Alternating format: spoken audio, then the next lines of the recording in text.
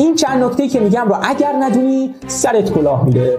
دیدین میخواین از یه شخص توی تلگرام یا اینستا و جای مختلف محصول یا خدماتی رو خریداری کنید ولی به طرف اعتمادی ندارید. امروز میخوام 6 تا نکته بهتون بگم که اگر طرف کلاهبردار از آب در اومد دستتون برای گرفتن حقتون باز باشه.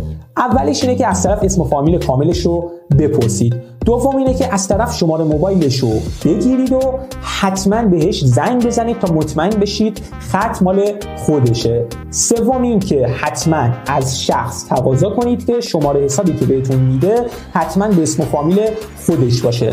4. آیدی و یوزرنیم شخص رو یادداشت کنید. 5. قبل از پرداخت از تمامی چتاتون ویدیو بگیرید. 6. به هیچ عنوان رسید پرداختتون رو دور نندازید. این نکات رو رعایت کنید. اگر هم طرف سرتون کلاه گذاشت به راحتی میتونید از طرف شکایت کنید و حقتون رو بگیرید. این پست رو هم سیو کن و بفرست واسه دوست آشناهات چون خیلی مهم و کاربردیه.